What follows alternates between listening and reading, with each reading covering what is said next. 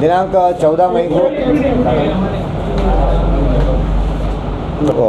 Nagpur unit दहशतवाद विरोधी पथक इन्होंने रिपोर्ट दिया है कि कामगार नगर में स्थित एहतमाम दारुल उलू गौसिया इंतजामिया संस्था मदरसतुल बनात लेडीज़, ये संस्था की जो 3 रजिस्टर्ड मेंबर है उनके अलावा मोहम्मद एजाज अंसारी, इन्होंने अपने पर्सनल फ़ायदे के लिए हो सकता है तो वो उन्होंने खुद का QR कोड दिया था और उन्होंने बोला था कि ये QR कोड पे आप लोग मदरसा की मदद के लिए फंडिंग या कुछ देनगी के स्वरूप में दे सकते हैं। लेकिन हालांकि उन्होंने खुद का पर्सनल ये नंबर यूज़ किया था और इसकी वजह से उसमें तकरीबन 2 साल में 68,59,688 रुपये की ट्रांजैक्शन हुआ है। इसमें से उनके खिलाफ BNS 314, 316 और 318 के तहत ऑफेंस रजिस्टर किया गया है।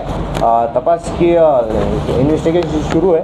इसमें अगर बैंक स्टेटमेंट और बाकी लोगों की और कुछ इसमें स्टेटमेंट आते हैं तो इनमें से तपास जो कुछ आगे चलेगा, आगे जो कुछ रिवील होगा तो उसको आपको इन्फॉर्मेशन दी जाएगी।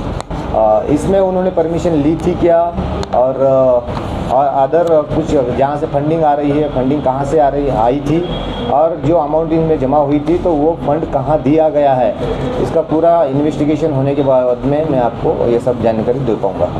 टेरर एंगल चेक करना रहेगा तुमची इन्व्हेस्टिगेशन 100% आम्ही सगळ्या गोष्टी चेक करणार आहोत त्यामध्ये। सर, ये QR कोड कहाँ लगाया था, किस तरीके से लगाया था, यानी क्या क्या लिखा था? कामगार नगर में जहाँ पे कंस्ट्रक्शन शुरू है वहाँ पे उन्होंने बोर्ड लगाया हुआ था कि यहाँ पे आप QR कोड में खुद का नंबर भी दिया गया था और QR कोड भी दिया गया था कि यहाँ इसमें आप जो भी आपने को मदरसा के लिए जो मदद करना चाहता है वो उसमें मदद कर सकते हैं, उसमें फंड डिपॉजिट कर सकते हैं।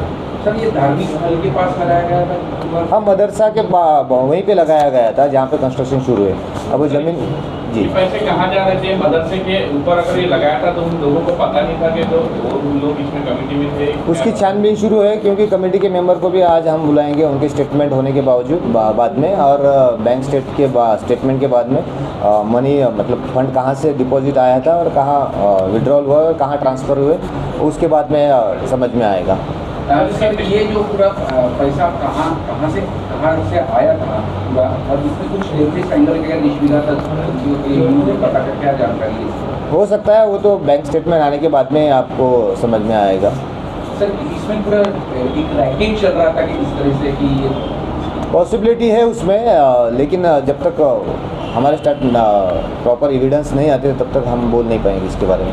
सर, QR में पैसा आने का जो डिटेल्स है, लेकिन कहीं पैसा गया भी है क्या, कहीं बाहर देश में? पॉसिबिलिटी है। अब अपने को मंडे या ट्यूसडे तक ये सब बातें क्लियर हो जाएगी, मतलब फंड कहाँ से आया था, कहाँ भेजा गया है।